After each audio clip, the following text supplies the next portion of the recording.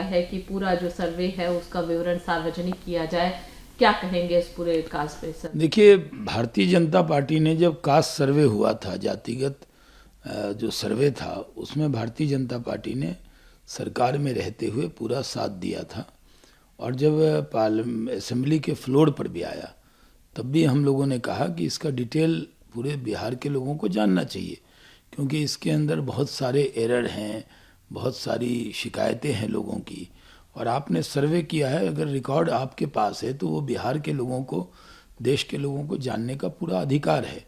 सरकार ने एक मोटा फॉर्मेट रख दिया और पूरी तरह से उसका सर्वे और सैंपल क्या है ये नहीं बताया। हम लोगों ने असेंबली के फ्लोर पर आरक्षण बढ़ाने का भी सपोर्ट किया, हम लोगों ने सर्वे में भी कोई भी असहयोग नहीं किया। लेकिन बिहार सरकार के अंदर जो लोगों की शिकायतें थी उसको दूर करने का कोई काम बिहार सरकार ने नहीं किया, बल्कि इसका वो राजनीतिक लाभ उठाना चाहते थे।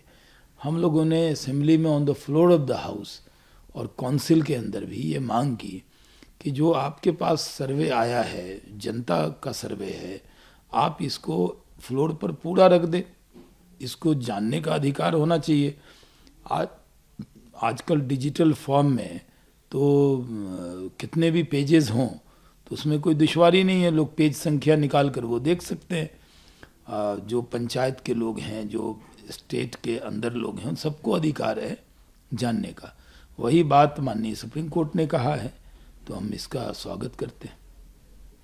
नीतीश कुमार जी की जो संयोजक बनने की बात चल रही है उसको लेकर क्या कुछ कहेंगे? देखिए, बिहार में जेडीयू आरजेडी के बीच में द्वंद्व है, आरजेडी जेडीयू का कांग्रेस से द्वंद्व है। बहुत ख्वाब दिखाया गया था नीतीश कुमार जी को कि अगर आप बीजेपी का साथ छोड़ेंगे तो आपको विपक्ष का प्रधानमंत्री का चेहरा बनाएंगे। वो चेहरा क्या बनाना हुआ, वो संयोजक तक नहीं बना पाए। उसके लिए उनको मांग मांग के संयोजक पद लेना पड़ रहा है, कहना पड़ रहा है मुझे संयोजक पद ला के दो, मुझे संयोजक पद ला के दो, मुझे संयोजक पद ला के दो। अब ये लोग कहाँ से चांद ला के दे दें उनको? उसमें काफ़ी विवाद पहले से है।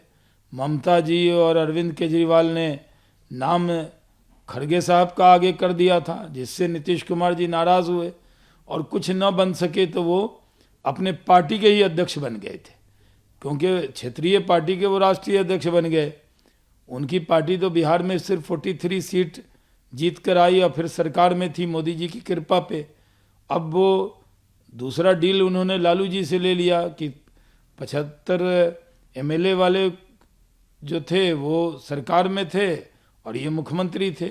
अभी लालू जी के पास भी 78 79 और ये पूरा उनका गठबंधन 115 का था, वो उप मुख्यमंत्री बन गए और ये मुख्यमंत्री बन गए। अब लोगों को, जो कांग्रेस के लोग हैं, उनको लग रहा है कि शायद ये कहीं इधर उधर न करें, तो उनको कोई कॉन्सोलेशन प्राइज जो होता है, संतावना पुरस्कार के तौर पर संयोजक का पद देने की बात हो रही है। सबको मालूम है कि प्रधानमंत्री का जो पद है वो पूरी तरह जनता ने रिजर्व कर दिया है। नरेंद्र मोदी जी जब तक चाहेंगे देश के प्रधानमंत्री रहेंगे और इस बार तो हैट्रिक मारेंगे, अब की बार 400 के पार जाएंगे। और सबको, कांग्रेस के लोगों और इंडी अलायंस के लोगों को मालूम है कि मोदी को हराना नामुमकिन है। इसलिए अब कोई पद नहीं तो संतावना पुरस्कार के तौर पर संयोजक का पद मांग रहे हैं। अब वो संयोजक बना भी दें तो कुछ नहीं होगा, सब कुछ लुटा के होश में आए तो क्या हुआ? अब तो पूरा राममय माहौल है, मोदी मय माहौल है और इसमें मोदी जी ही आएंगे मोदी, जीतेंगे मोदी और देश को दुनिया में विश्व गुरु बनाएंगे मोदी। दूसरी तरफ अगर बात कर आम आदमी पार्टी की, तो ईडी का नोटिस आया है अरविंद केजरीवाल जी को। अरविंद केजरीवाल जी साहब उन्होंने मना कर दिया है, उन्होंने साफ कहा कि मैं कोऑपरेशन के लिए तैयार हूं, लेकिन ये जो नोटिस है ये इलीगल है। आम आदमी पार्टी का कहना है कि उनके कैंपेन को रोकना चाहती है, उनको परेशान करना चाहती है, इसलिए इस तरीके के नोटिस जानबूझ के इंटेंशनली दिए जा रहे हैं।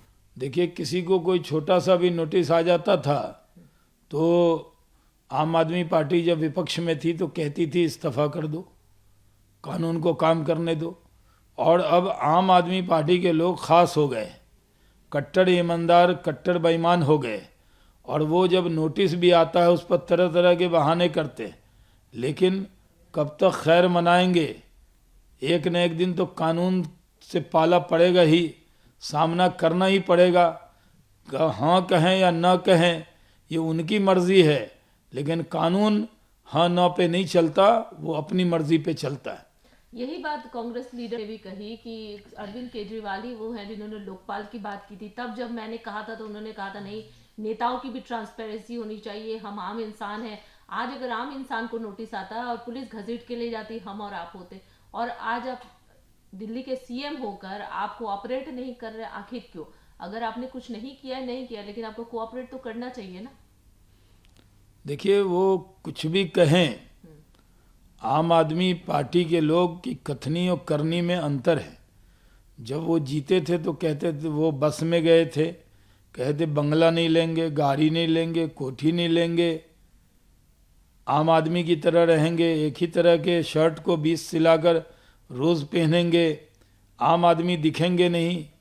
अब तो आम आदमी दिखते ही नहीं है, अब तो वो खासम खास आदमी, बड़ी बड़ी गाड़ियाँ, बंगला रिमोट से खुलने वाला, दरवाज़ा ऐसा जैसे खुल जा समसम, तो खुल गया दरवाज़ा।